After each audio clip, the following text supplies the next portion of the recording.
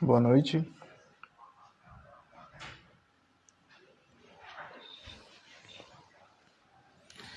Boa noite para quem está entrando aí.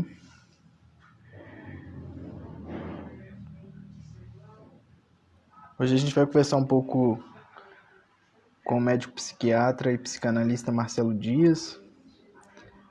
A gente vai conversar um pouco sobre o Open Dialogue, né, que é essa abordagem finlandesa em saúde mental. Marcelo já está por aí. Vou chamar ele aqui para a gente conversar.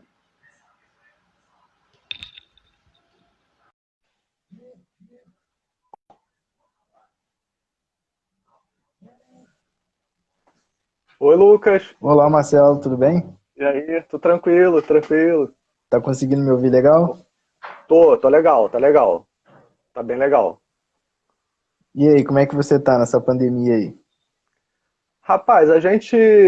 Mas, assim, eu acho que ninguém tá bem, né? Na realidade, eu tô tendo que trabalhar, né? Porque como médico a gente acaba tendo que. Não trabalhando na linha de frente exatamente, né? Mas tem que. De certa maneira, assim, hoje aqui em Jaraguá, que é a cidade onde eu moro, eu estou sendo praticamente o único psiquiatra da rede pública, né? Então eu tô tendo que fazer assim, esses atendimentos emergenciais, dando uma cobertura para os CAPs, né? Então estou me dividindo muito, tá bem estressante nesse sentido, né? Uhum. E muita gente angustiada, né? Muita gente sofrendo e tá meio difícil, assim, mas enfim. Pois é. E É esse um é, período que a gente vai ter que enfrentar, né? Se é um reinventar período. também. Exatamente, exatamente. É um período real e surreal, né? Ao mesmo tempo, uma coisa meio doida, né? Sem Pois é. sentido, digamos assim, né? É. E é interessante falar justamente de psicose no momento onde a gente está tratando dessa falta de sentido, né? Desse real, como a psicanálise fala, né? Que é justamente essa falta de sentido, né? Talvez eles entendam muito melhor que a gente sobre isso do que, enfim, né? Mas Uhum. tamo indo, tamo levando, né? Tamo levando. Marcelo, quero te agradecer pela tua presença aqui, Oh, primeiramente. É um agradeço prazer estar você, né? dialogando com você. Legal, Lucas, Também legal. quero agradecer o pessoal que já está aí entrando na live. Dizer que a gente vai falar do diálogo aberto e aqui também vai ser um diálogo aberto. Então, você que está aí assistindo, sinta-se à vontade para conversar com a gente, mandar perguntas. E isso que é o interessante, né? Acredito que o Marcelo Sim, está aberto a isso, às perguntas com e a certeza, esse com diálogo certeza, aberto. com certeza. A gente vai conversar um pouco sobre o diálogo aberto e é muito interessante porque a primeira vez que eu escutei falar do diálogo aberto foi no seminário, né, de drogas psiquiátricas na Fiocruz, Seminário Internacional, Sim, a sim, epidemia das drogas psiquiátricas, né? sim, sim. E foi muito interessante porque, se eu não me engano, o Iaco Seikula foi no primeiro, né, que foi em Foi no 2017. primeiro, isso mesmo. E naquele ano, antes um pouquinho do seminário, por volta de agosto, né, no começo do segundo semestre, eu comecei a me aproximar da teoria bakhtiniana, Uhum. primeiro através de uma conversa que nós tivemos com o Miotelo, que é um dos tradutores da obra do Bakhtin, que é um dos caras que é especialista em Bakhtin aqui no Brasil, talvez um dos principais nomes aí do Bakhtin aqui no Brasil. E eu tinha um projeto com alguns amigos na universidade chamado Diálogos, né? Onde a gente levava pessoas para a gente dialogar questões que, em geral, não estavam nas cadeiras, né, de ensino ali, assim, filosofia, outros assuntos. E o primeiro diálogo que a gente fez foi com o Miotelo. Então, primeiro e único, porque assim teve tanto Ah, desdobramento que acabou que o sim. diálogo, enfim. O fruto, o encontro com o Miotelo teve um fruto, que é um livro, que é publicado pela Pedro João, que é, Sim. acho que o papel da escuta eu não me lembro muito bem o nome, Arthur quando entrar ele vai dizer pra gente qual é o nome. Acho que é Bakhtin, o papel da escuta na psicologia, alguma coisa assim. Inclusive tem um prefácio do Arthur Cardoso, que é meu amigo. E também me aproximei da teoria bakhtiniana quando entrei no GRUPEG, que é o grupo que faço parte até hoje, né, que é o grupo de pesquisa e estudos em geografia da infância. E também, lógico, da minha presença no Desmedicalização da Vida, que é um braço de pesquisa do Grupeg. E assim, eu tomei um susto quando, na fala do Iaco, né, ele abriu a fala dele no seminário com uma frase do Bakhtin, e eu olhei para a Cláudia, que foi minha orientadora, que é coordenadora do Desmedicalização da Vida, assim, assustadíssimo, assim, no sentido bom, né? Porque eu me lembro de estar participando de algumas reuniões do Grupeg, assim, quando eu entrei, eles estavam estudando Marxismo e Filosofia da Linguagem, né? E assim, eu apaixonado ali pelo Bakhtin, pelas essas perspectivas, e encontro ali, naquele dia, uma abordagem em saúde mental, né, que também é um caminho meu, né, a saúde mental, discutir medicalização, desmedicalização, e eu encontrei os dois ali, o Bakhtin, a saúde mental e o diálogo, né, e a dialógica, e tudo ali foi assim, muito impactante. Então, assim, desde então eu sempre tenho lido sobre o diálogo aberto, né, me aproximado dessas perspectivas, e foi muito interessante no segundo seminário, no terceiro, né? No segundo que Não, você teve? no segundo, no segundo. Né, no segundo, você lá apresentando a primeira experiência, né, da abordagem do diálogo aberto no Brasil, foi incrível, né? Eu me lembro de depois da sua fala ter ido lá te cumprimentar, não sei se você Me se lembro, lembra. me lembro, me lembro, me lembro. Você falou do grupo, né, do Bakhtin, me Pois lembro, é, né? me lembro de ter ido Lembro, lá lembro. te cumprimentar e te parabenizar pela Sim, fala. sim. Então, assim, te chamar aqui hoje é justamente para a gente conversar um pouco, né, primeiro sobre o diálogo aberto, né? Muita gente não conhece, né, essa abordagem, que é considerada por muitos uma das melhores, né, abordagens do mundo, né, que tem resultados melhores, né? O diálogo aberto não é simplesmente uma abordagem, né, ele é o sistema mental da Finlândia, né? Muito mais Então, amplo. assim, para a gente dialogar um pouco, eu queria que você se apresentasse, né? Eu não vou te apresentar, você mesmo faz isso. E começa Sim. já falando o que é o diálogo aberto para as pessoas que estão aqui, o que é essa perspectiva. Talvez falar um pouco dos princípios do diálogo aberto, para depois a gente Sim, começar sim. a Tá conversar bom, um tá pouco de bom. como foi essa experiência aqui no Brasil. Tá legal. Eu, eu acho que eu vou assim, me apresentar assim, contando um pouco da minha história e contextualizando um pouco essa minha aproximação em relação ao Open Dialogue, né? Ou diálogo aberto, como foi traduzido aqui pro Brasil, né? Na verdade, eu diria que a minha curiosidade ela começou quando criança, né? Quando criança eu era um menino muito curioso, né? E que gostava muito de ficar observando os animais, as plantas, e isso e sempre fui muito observador, né? Sempre aquela observação, muito solitário, de certa maneira isolado, olhando os animais e as plantas. E fui crescendo, né? Adolescência e tal. E a minha ideia, quando criança, era fazer biologia, né? Ou botânica, ou zoologia, alguma coisa nesse sentido.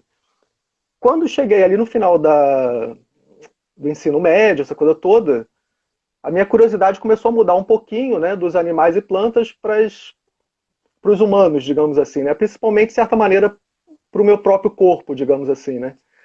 E aí foi quando eu fui fazer medicina. Só que eu comecei a fazer medicina, fiquei meio dividido entre a biologia, porque eu comecei biologia também antes da medicina, mas acabei desistindo, enfim, aí continuei a medicina. E a faculdade inteira eu fiquei meio, pô, o que é que eu vou fazer?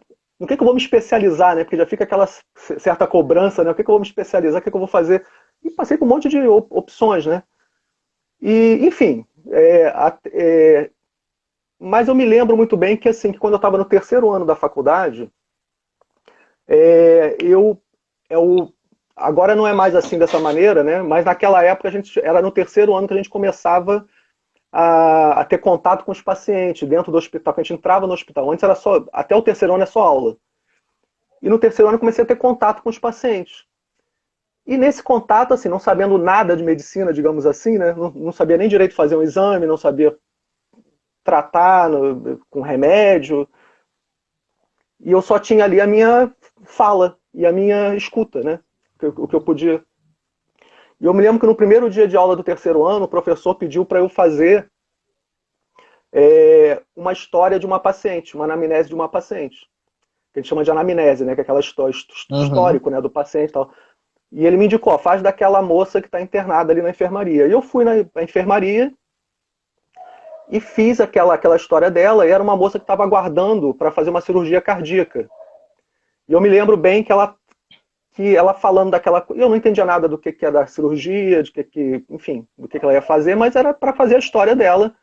E o que me chamou a atenção, eu falei assim, olha, os sintomas do coração eu não entendo nada, mas eu estou prestando atenção no que ela está me falando, que ela está muito ansiosa, angustiada com essa cirurgia, enfim, né? E eu fiquei ouvindo aquilo, e eu falei, pô, essa mulher vai operar desse jeito, fica com aquela angústia. E essa mulher, assim, 2 dias depois foi operar e morreu. Eu falei, pô, aquilo ali me marcou de uma maneira, eu falei assim, pô, o que não foi ouvido ali pelos médicos, digamos assim, né? E eu continuei nessa minha busca até o final da faculdade, sempre com essa ideia e me perguntando, né, o que eu posso fazer além desse ato médico, né, que é medicar, enfim, fazer essas coisas todas, o que eu posso fazer pela palavra? Eu fiquei, então, só desde essa época Uhum. já se vão 30 anos que eu venho com essa pergunta, o que eu posso fazer que não seja só remédio ou que seja só exame, enfim, né? E aí depois que eu terminei a faculdade e nisso eu acabei me decidindo pela psiquiatria. Fui fazer psiquiatria, fui fazer residência. E a residência toda, de certa maneira, me recusando a entrar nessa de dar remédio. Não ver outras maneiras de lidar com isso. Mas sempre com dificuldade, né? Falei assim, mas como que eu vou abordar, como que eu vou manejar as situações de angústia, de sofrimento, sem uma ferramenta sem a ferramenta do remédio, digamos assim, né? Até que, alguns anos depois, em 95, mais ou menos, eu me encontrei com a psicanálise, comecei a fazer análise, né? É, iniciei minha formação e comecei a, a me dar conta, porque na realidade não basta você crer no inconsciente, né? Você tem que ter a vivência do inconsciente, né? Você tem que saber que ele existe, né? Isso aí você só vivencia num trabalho, né? Seja psicoterapêutico, pela psicanálise, ou por outra linha de terapia, ou pela vida mesmo, enfim, que você possa vivenciar, né? E aí o que aconteceu? Eu comecei a me dar conta, né, que assim, bom, as situações, a grande maioria das situações que a gente chama associadas a uma estrutura mais neurótica, digamos assim, podem ser resolvidas sem remédio. E eu tinha essa ideia que, pô, podia, se o paciente quiser trabalhar aquilo de uma forma psicoterapêutica, ele pode, não precisa do remédio. Mas, em relação à psicose, eu ainda não sabia como lidar. Eu não sabia como fazer de outra maneira, porque era uma situação diferente das situações neuróticas, né? E eu fiquei com essa ideia e, em relação à psicose, eu confesso que eu fiquei até tipo 2014, mais ou menos, atuando naquela linha tradicional, né? Da psiquiatria, o paciente está em surto, tem que medicar, enfim, né? Tentava às vezes atender o paciente sozinho para tentar dar um lugar para ele de sujeito, tal, mas Uhum. medicando, dando injeção, né? Internando, né? Eu fiquei até essa época que falei, pô, não sei o que fazer. Até que em 2014, essas coisas que a gente pode chamar de destino, não sei o que é, mas umas contingências da vida, né? Um amigo meu, que eu acho até que ele está assistindo o Marcos Ferraz, ele é professor da UERJ, né? Ele me mandou, por uma rede social, um artigo, se não me engano, até da revista Piauí, dizendo que, falando uma reportagem sobre o uso excessivo de medicamentos, né, sobre a medicalização Uhum. da vida, de maneira geral, e psiquiátrica, principalmente. E eu li esse artigo, falei, nossa, que coisa interessante, assim, me tocou, né, interessante, e citava o Robert Whittaker, que estava também no seminário, né? Um jornalista americano que fez né, que tem um livro, Anatomia de uma Epidemia, que é um livro interessantíssimo para quem não leu, Esse aqui. porque é um livro. Esse aí, exatamente, exatamente. Exatamente. E na época não tinha traduzido, não tinha em português. E Uhum. eu achei tão interessante essa situação que eu importei o livro. Né? Eu entrei em contato com a Livraria Cultura, eles importaram o livro e eu consegui o livro em inglês e li o livro. Eu falei, cara, aquilo ali foi um divisor de águas, né? Eu falei assim, caramba, né? Olha só o que. Você se dá conta de como você é manipulado de alguma maneira. Uhum. E, E ali no livro tinha um capítulozinho, isso em 2014, né? Tinha um capítulozinho que falava do Open Dialogue. Uhum. Né? Aquilo ali me chamou a atenção. Falei assim, pô, como que é isso, né? Como que, como que é você abordar um surto psicótico, que é o que fala, que é o que o trabalho da Finlândia, né? Que começou lá pelos anos 80. O que é você abordar um surto psicótico de uma maneira aonde você, de certa maneira, adia o uso de medicamentos, às vezes nem precisa usar medicamentos, o paciente sai do surto e, além de sair do surto, ainda volta a estudar, a trabalhar, a ter uma vida normal. Né? Falei, pô, como que é essa situação? E aí, eu comecei desesperadamente, a partir de 2014, a buscar artigos sobre o Open Dialogue, comecei a estudar. Né? Comecei a estudar e baixar artigos estrangeiros, finlandeses, comecei, né, em inglês, né, porque ali finlandês não entende nada. Eu comecei a ler, e fiquei com aquela bagagem teórica, né, na minha cabeça, e com essa ideia de, pô, um dia eu queria tentar fazer alguma coisa nesse sentido. E nessa época, ali por 2014, eu estava trabalhando como apoiador matricial. Né? E o diálogo aberto, na verdade, o que é? Assim, resumindo para as pessoas, é uma abordagem onde o trabalho da Finlândia, onde eles atendem crises psicóticas de pacientes esquizofrênicos, né? Eles selecionaram a clientela, pacientes em primeira crise, e esses pacientes eles são atendidos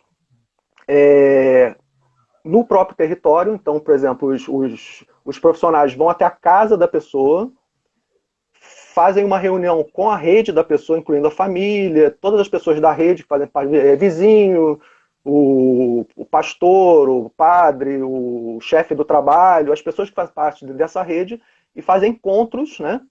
No mínimo 2 profissionais, e fazem encontros ali, quanto mais frequentes, mais funciona, né?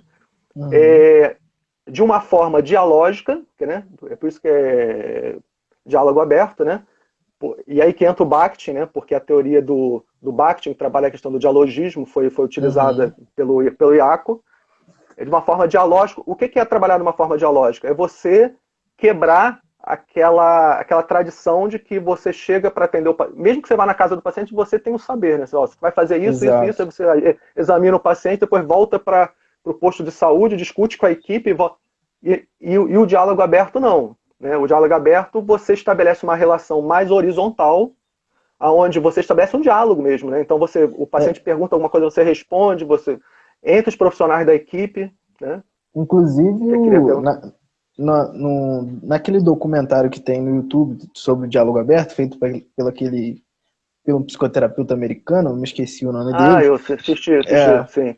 Quando ele está entrevistando o Iaco, logo no começo, acho que é impactante demais, né?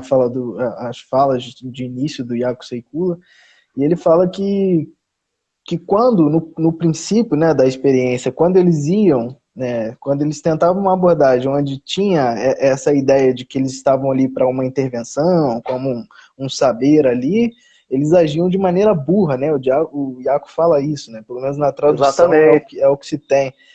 Porque, assim, o diálogo aberto é uma coisa revolucionária, porque o Paulo falou o nome dele, tá aí nos comentários.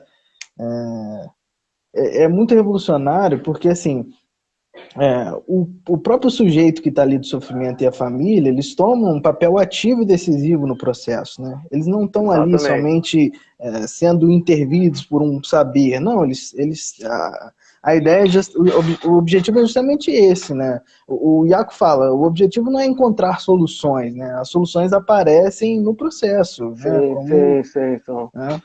e são Isso decididas incrível, ali na hora. né? Pois é. É revolucionário. Né? Então tudo você decide ali na hora. Você não pode chegar lá e ir embora e decidir o que vai fazer, né? Então você, por exemplo, as discussões entre os profissionais é feita ali naquele momento, entre os participantes, entre as pessoas da família. Então quanto mais você tem um diálogo de qualidade, mais efeitos você tem. Né? E aí exatamente. Perdão, te interromper novamente. E uma coisa que também eu gravei, assim, que o Iaco falou, que o objetivo do diálogo aberto é justamente gerar o diálogo. né? Então, assim, que é Exatamente, o exatamente. aspecto mais importante do tratamento é esse, é gerar o diálogo e que, logicamente, as mudanças acontecem a partir desse momento, e o diálogo, ele fala, é importante que todas as vozes sejam ouvidas, né? E, portanto, Exatamente, todas isso. as vozes são Todas as vozes importantes, sejam. né? Exatamente. É o que o Bakhtin fala da polifonia, né? Da Aquela polifonia, coisa da exatamente. polifonia. E aí é interessante também, porque na verdade, assim, ó, o Iaco, ele foi um cara genial, né, nesse sentido, né, de pensar isso, porque ele mesmo diz, eu não sigo nenhuma linha, né? E até hoje tem vários profissionais que tá, mas como, como, assim, qual a explicação pela psicanálise do funcionamento? Pela aí cada um tenta explicar o funcionamento.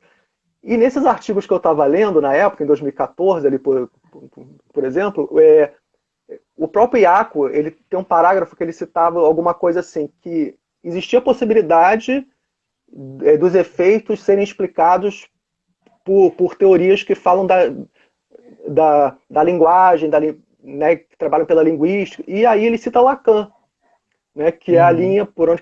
Eu falei, pô, eu acho que é por aí que eu vou entrar, porque o Bakhtin não tem, ele não tem essa. E o Bakhtin não vai dizer da técnica, ele fala de alogismo, mas eu falei, vou por exato. aí. E aí foi quando eu apostei. E aí o que aconteceu? Nessa época de 2014, como eu trabalhava no matriciamento, eu recebia notícias de pacientes que estavam em surto, pacientes psicóticos, né? E eu tinha essa possibilidade de ir à casa das pessoas. Então, eu comecei a fazer intervenções. Então, por exemplo, ia eu e mais um ou dois profissionais, eu, agente comunitário, dentista, enfermeira.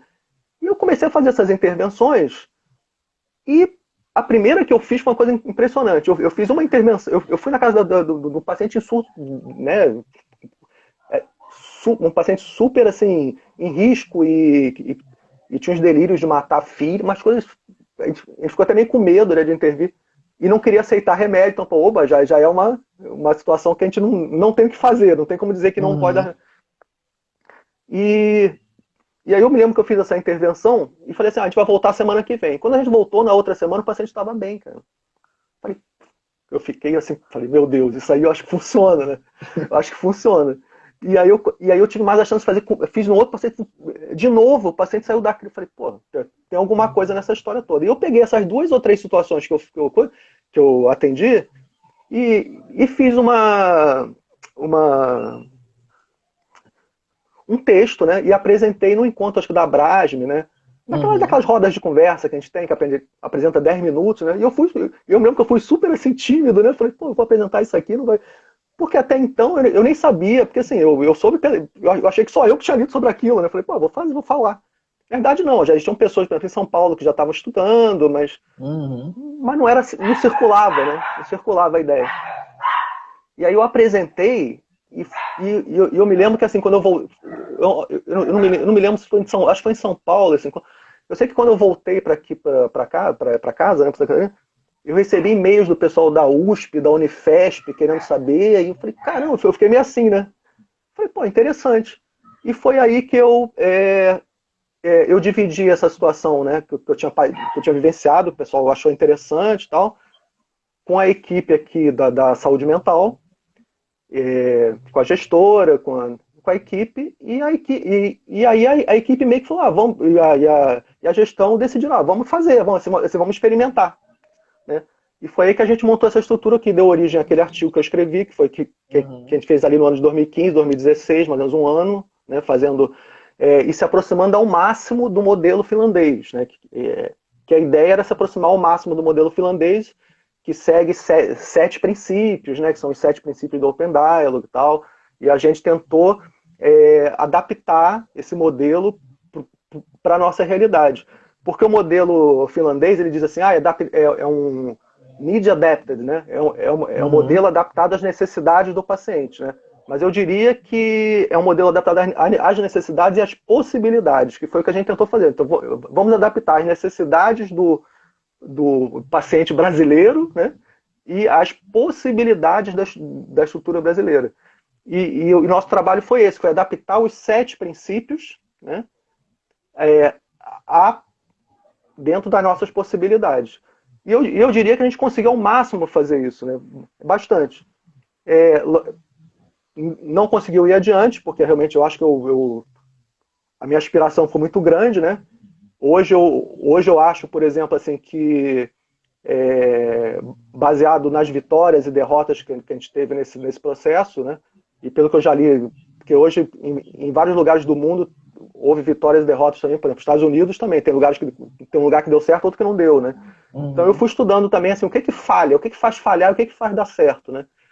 E hoje eu acho que o ideal seria talvez ter começado mais da maneira como eu comecei e ter crescido, né? Não ter já avançado tão. Mas enfim, deu para mostrar que é possível, entendeu? Na verdade é uma possibilidade de se fazer, né? Tem uma coisa que é muito presente na escrita do teu texto, assim, que eu fui grifando sempre. Era você, assim, me parecia muito uma angústia sua dentro do texto em falar dos profissionais que estavam atuando junto com você. Porque uma coisa muito importante na abordagem do diálogo aberto é justamente uma coisa que o Iaco fala bastante, que é a formação dos profissionais, né? Então, assim, os profissionais que trabalham ali na abordagem finlandesa, eles são todos formados naquela perspectiva, para atuar daquela maneira, para seguir, né, os princípios do diálogo aberto.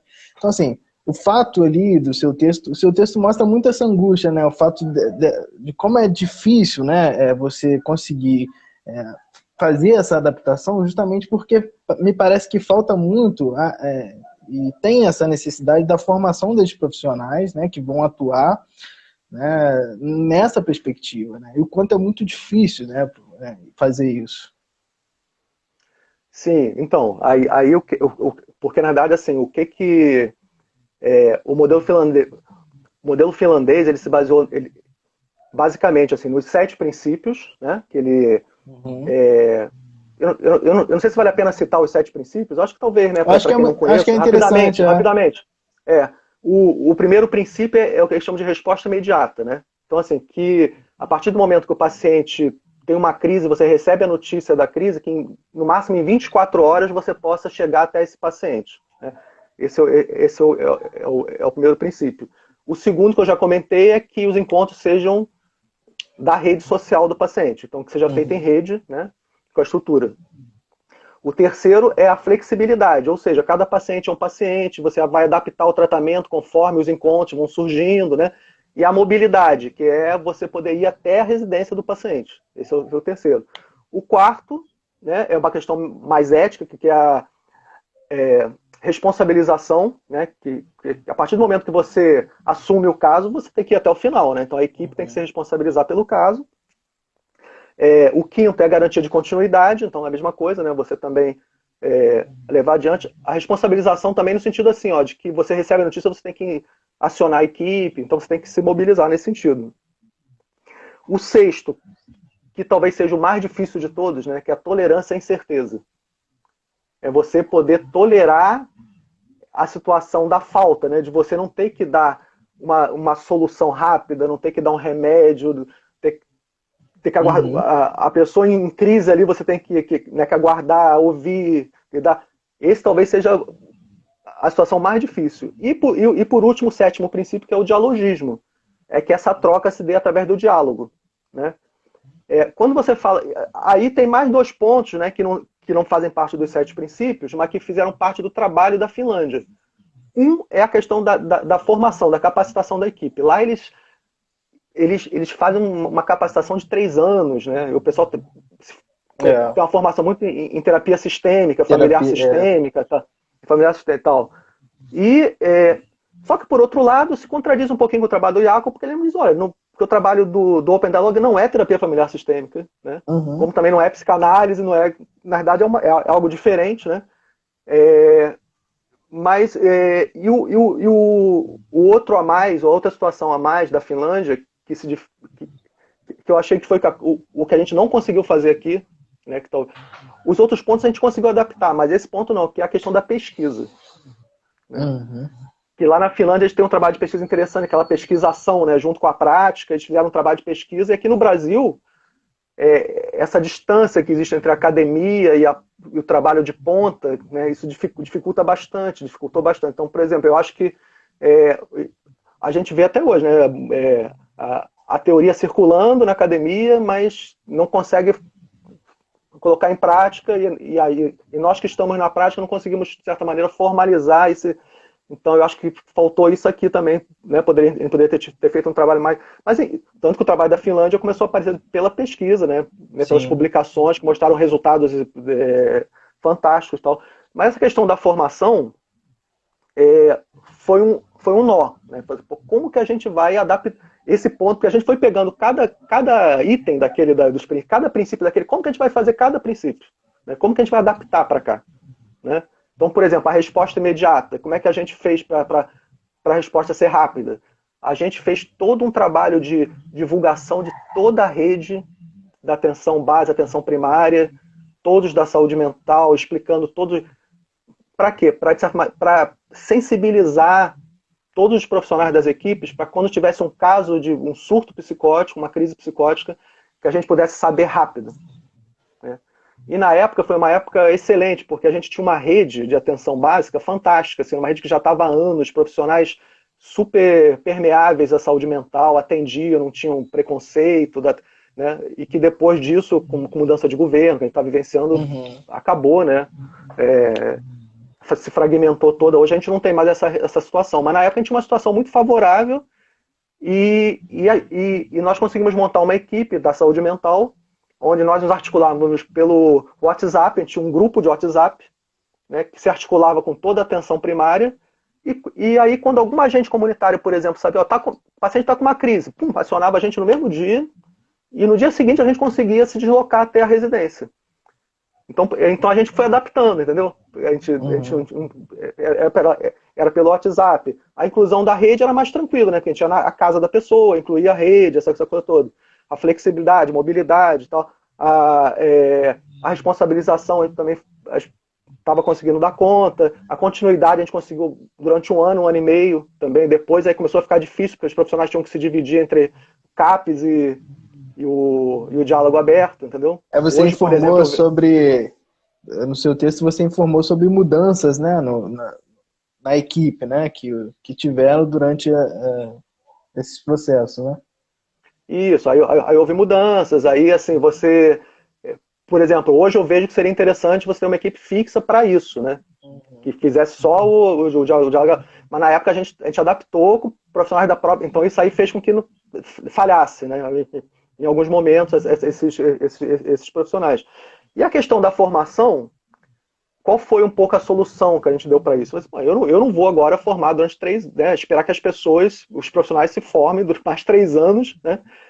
E a ideia da formação, qual a ideia da formação especificamente, né?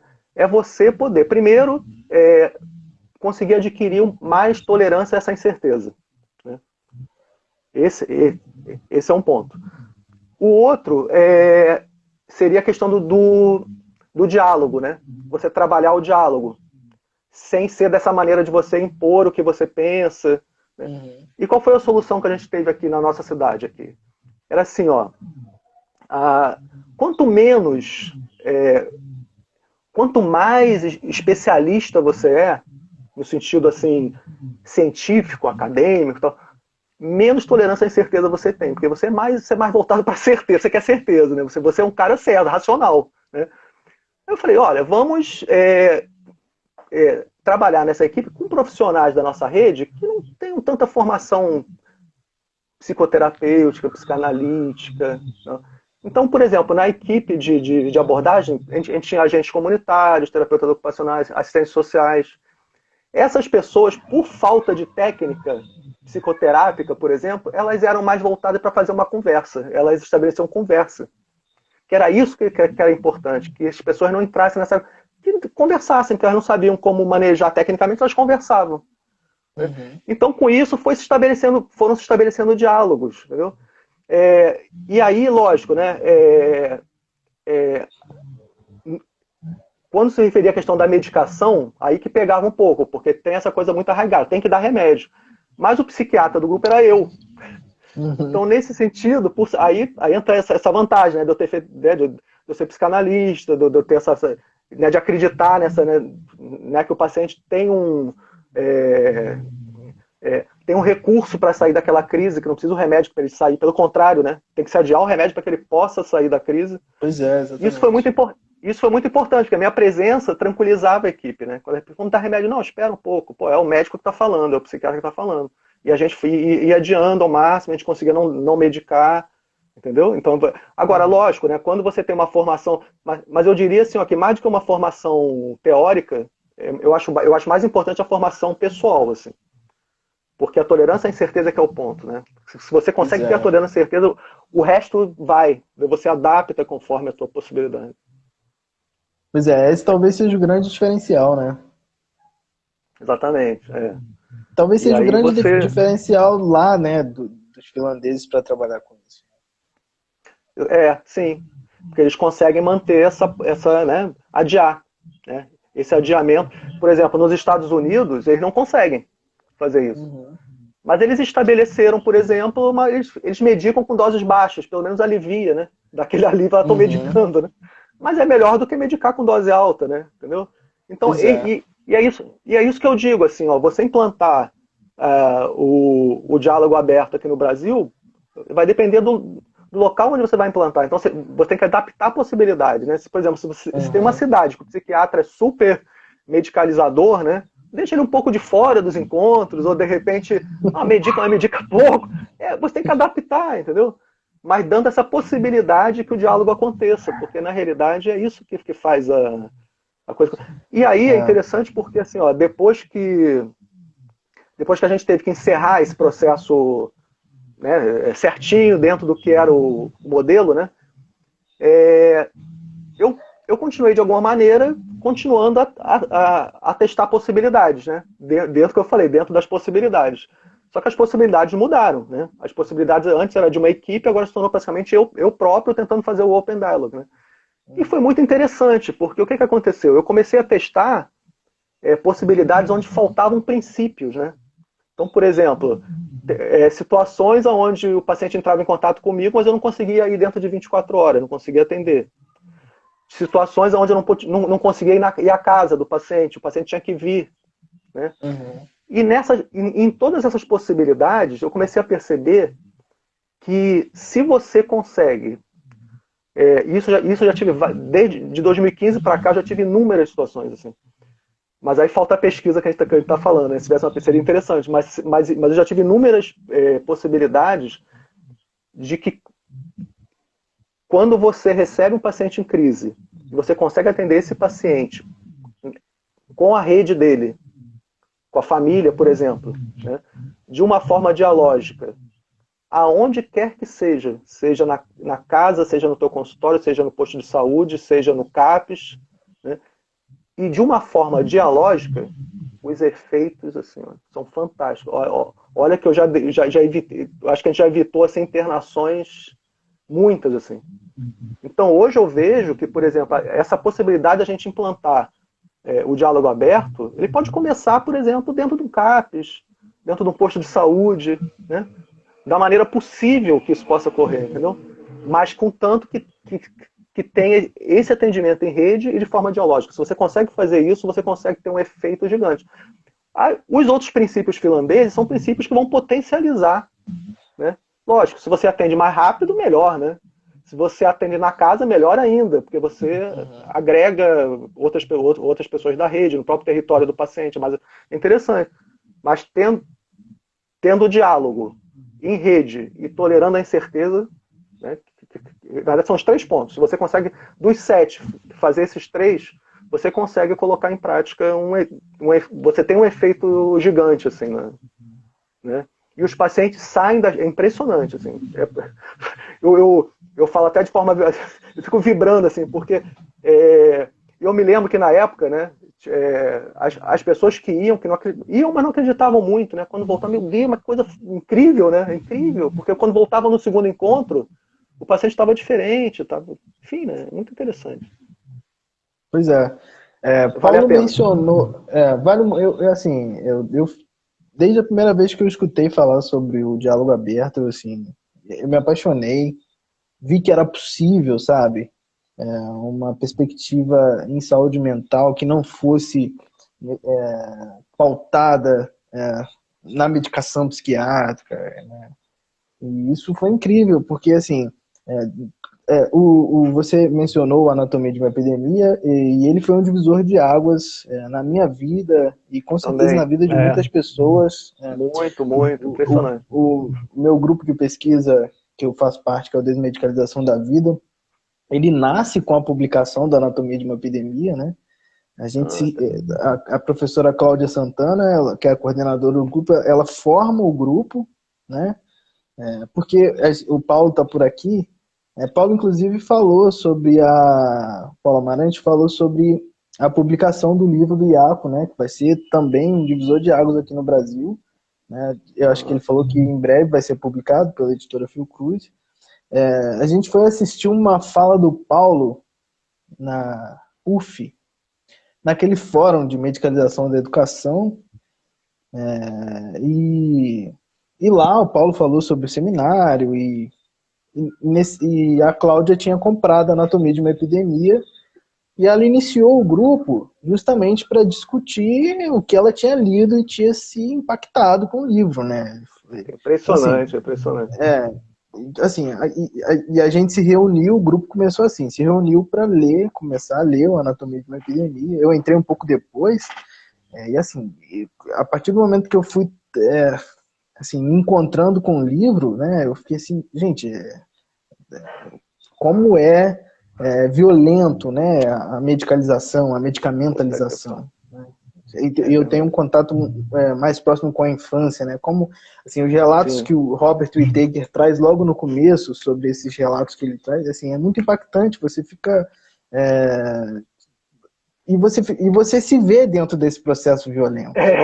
Exatamente. Esse é o Assim, problema. e a partir do momento que você se vê dentro desse processo, você quer buscar outros caminhos, né?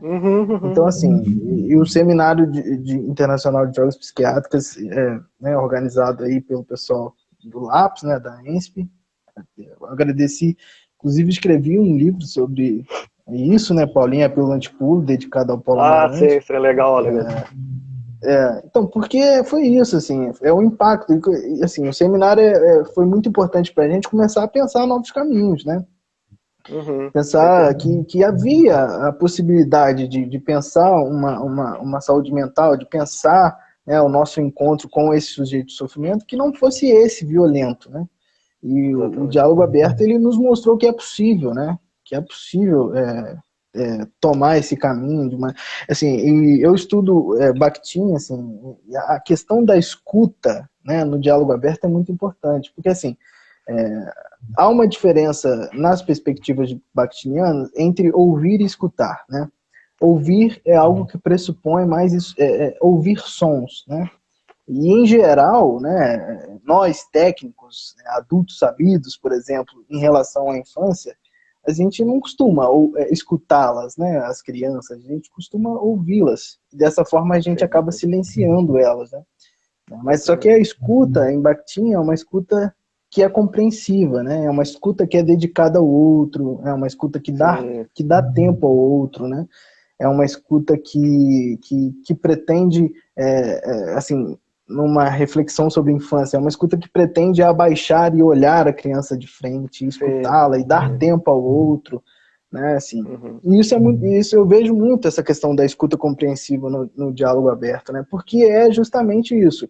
É você colocar esse sujeito do sofrimento, né, que é um sujeito polifônico, você colocar a rede social justamente nesse papel ativo, né? Isso e é muito difícil isso, né, para um técnico perceber que ele precisa se colocar num lugar de não saber também para atuar dessa maneira. Sim, lógico. E isso precisa desse trabalho. É por isso que eu digo que essa capacitação, essa formação é muito mais pessoal do que teórica, entendeu? É muito mais pessoal do que teórica, porque você consegue... Isso que você está falando é interessante, né? Porque o Bakhtin, ele tem um livro que ele critica Freud, né? Não sei se você conhece um livro do... Freudismo. Não lembro qual é o nome do... Freudismo. Ele faz uma crítica, mas na realidade ele é muito freudiano, né? Os dois têm muito a ver, a teoria bakhtiniana, quando ele desce do ouvir, da escuta... Na verdade tem muita relação, né? Estão na palavra, né? Inclusive, na palavra. rapidinho. tive que abaixar para pegar um livro aqui. Tem um livro muito interessante, que a gente está falando da palavra, né? Foi um livro publicado pelo Augusto Ponzi e o Valdemir Meotelo, que é A Ligeireza da Palavra, está publicado pela Pedro e João. É muito interessante e eles estão falando exatamente assim, a força da palavra, o que é a palavra, né? Tem uma coisa linda que o Meotelo fala, uma das forças da palavra é que ela é uma ponte que une o eu e o outro, né? Assim. E aqui eles vão falar sobre a psicanálise, sobre, né, a perspectiva bakhtiniana, muito interessante, uma indicação para quem... Ah, legal. Que é um Vou livrinho... saber, não conhecia, entendeu? Um livrinho vendido na Pedro e João, é uma editora, né? É só botar no Google, Editores Pedro e João, vai aparecer lá e tá vendendo. É um livro muito pequenininho, assim, um final de semana para curtir, assim. Ah, legal. Sim, isso que é bom. Legal, legal. Mas é isso, né? Mas é interessante isso, né? Porque, na verdade, essa proximidade e isso que você falou, né? Escutar, poder não se colocar com esse saber diante do outro, né? Tentar. Mas é isso que é o difícil, né? Porque a gente vive nesse modelo hegemônico, biomédico, né? Que a medicina, a ciência que vai digitar o que o outro tem que fazer, ou enfim, né? Só que o sujeito psicótico, na realidade, ele sabe mais que a gente, né? Ele sabe muito mais que a gente. Ele sabe, como eu falei, do que realmente a gente esconde. Nós, neuróticos, né, recalcamos, escondemos tudo que o psicótico sabe, né, sabe? Eu tenho uma paciente que ela diz, as outras pessoas têm têm as mesmas dificuldades que eu, só que elas não sabem. Elas conseguiram dar um jeito de não saberem daquilo, né? E eu sei, por isso que eu sofro, né? Por isso que eu tenho esse sofrimento, né? E teve um seminário, uma live, na realidade, recente, não sei se você assistiu, do Med em Brasil, que é um site que eu recomendo também, fantástico, né? Fantástico. Com o Fernando Freitas, a Camila, o Paulo Amarante participam também, né? E teve uma live, não sei se você assistiu, que foi com o Jaco Seikula. Foi recente, acho que mês passado, você viu? Acho que ele estava no Paraguai, o Iaco, né? E tinha outros. E tinham pessoas lá do Rio também que dá com comunidades. Foi uma live bem interessante. Mas aí teve uma fala do Iaco que eu concordo com ele, porque como eu estou agora nessa linha de frente na pandemia, né? Eu tenho percebido uma coisa interessante, que as pessoas que têm entrado em, digamos, quase que em desespero, angústia e pedindo ajuda, são os neuróticos. Os pacientes psicóticos estão meio tranquilos, cara. Eu falo, porra, eu que te imagino, eles vão surtar, né? Eles estão meio tranquilos. E a Seikula comentou isso, ele falou assim, eu tenho percebido que os pacientes psicóticos não estão tão abalados com a pandemia. Mas aí você pergunta, mas por quê, né? Porque o paciente psicótico, ele lida com a falta de sentido, com o real, com o catastrófico, a vida inteira, né? E nós não, nós ficamos, né, escondendo, colocando mantas em cima para não ver, para não saber daquilo. E aí eu fiquei pensando o quanto que seria interessante, né, nesse momento de pandemia, se a gente tivesse essa possibilidade, né, agora a gente está evitando tudo quanto é roda, né, de conversa, não pode se aproximar, mas de repente virtual, o quanto que seria interessante que o diálogo aberto pudesse acontecer de uma forma invertida, né, que os pacientes psicóticos que pudessem facilitar o nosso acesso, que nós que estamos destacados agora da rede, não são eles. Sim. Nós que estamos fora, né?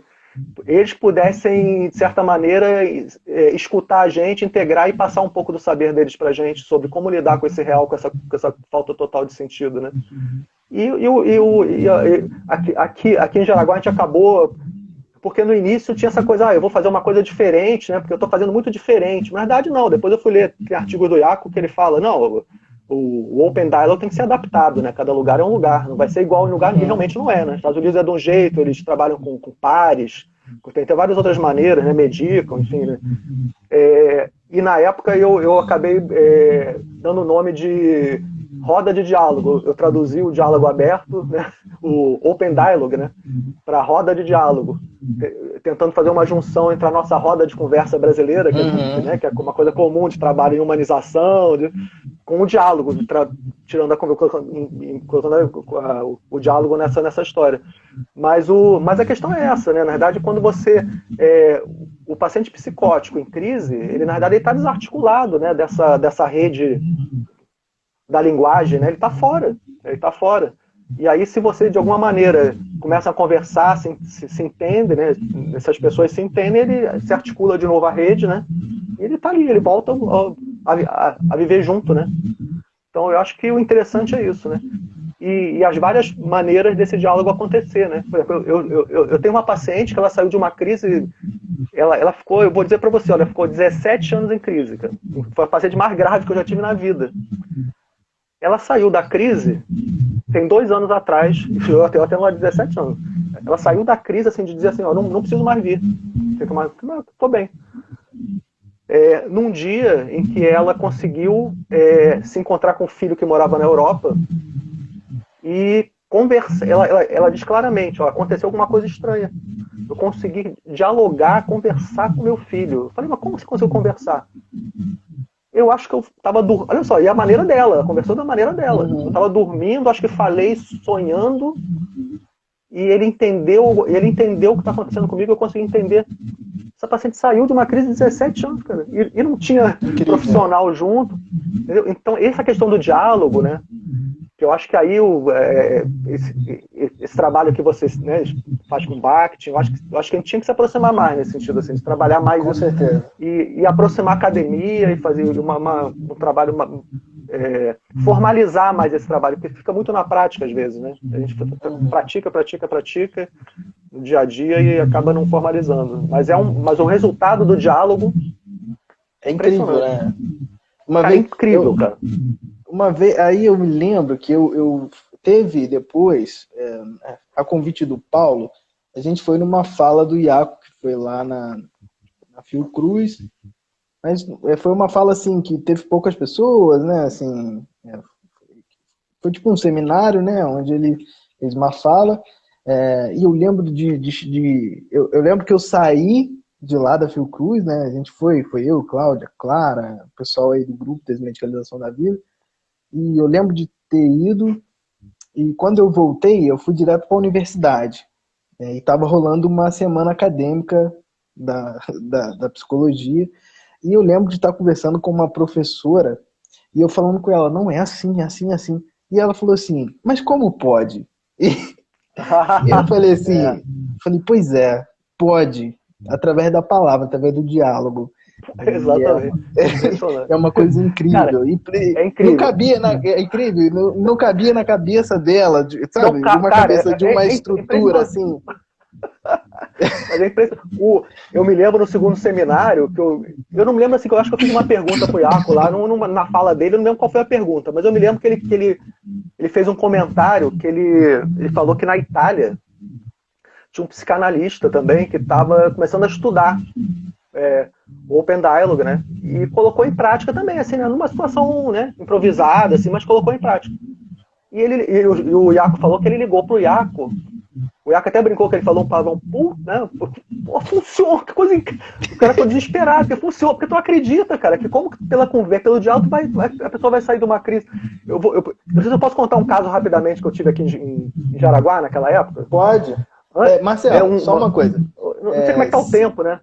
A gente continua o diálogo e, assim, provavelmente acaba, porque o Instagram tem tempo, né? um tempo, né? Mas o que a gente faz? Tá. Se a gente não terminar o diálogo, eu acho que não vai terminar, porque acaba 8 horas, a gente retoma, né, uma outra live só pra gente fazer um encerramento. Fechamento, assim. Tá bom. Tá? Então vamos ficar à vontade aqui para continuar. Só contar esse caso, que foi um caso interessante, que foi um caso na época ainda quando eu estava no matriciamento, antes de a gente fazer aquele trabalho de equipe, né? Porque assim, essa foi outra adaptação. O Iaco ele só atendia, ele só fazia o trabalho com pacientes esquizofrênicos em primeira crise. Então toda a estatística dele é baseada em pacientes esquizofrênicos em primeira crise. Aqui em Jaraguá a gente fez com todo tipo de paciente psicótico em várias crises, já tomando remédio. A gente não teve esse afunilamento, né? Vamos escolher só paciente. Então, todos os pacientes, a princípio psicóticos, que entravam em crise, a gente fazia esse atendimento. Então, teve uma paciente que ela tinha uma história de transtorno bipolar, né? Então, ela tinha crises maníacas, né? Agitação e tal. E aí, eu já tinha atendido essa paciente, acho que, se eu não me engano, 2 anos antes, em que essa paciente entrou numa crise de agitação, começou um pouquinho agitado, foi aumentando a agitação. No final das contas, né, o psiquiatra, o CAPS, a coisa toda encaminhou para ela, foi internada. Ficou, acho que 2 meses internada, saiu com um monte de remédio, enfim. Ficou dopada, eu me lembro que ela ficou dopada e tal. E passaram-se 2 anos, essa paciente novamente entrou em crise. E aí eu já estava com essa ideia, né? Já tinha feito algumas intervenções e eu recebi a notícia meio rápido, porque eu estava no matriciamento, a enfermeira do posto falou: ah, Marcelo, ó, a paciente fulana, que eu já conhecia, está entrando em crise, uma crise maníaca, né? Delirando, tá aí falando coisa e tal. Aí eu falei, então vamos fazer uma intervenção, né? Tupiniquim, Open Dialogue Tupiniquim, vamos lá, tem que ter pelo menos 2 profissionais. Aí fui eu, a enfermeira e o dentista, que era um cara bem engajado assim, né, em saúde mental, o Daniel, é o nome dele. E nós fomos à casa dessa moça e vamos chamar a família. Aqui em Jaraguá, assim, tem muita pessoa descendente de alemães, então toda a família mora num terreno só, é uma coisa interessante, assim, né? A mãe mora aqui, os irmãos, e a gente foi chamando as pessoas veio a mãe, o pai, o irmão, a gente tinha aquela mesa de café lá da cozinha, sentou todo mundo ali, e a gente começou a conversar. E essa moça, delirando e falando, agitada, dizendo que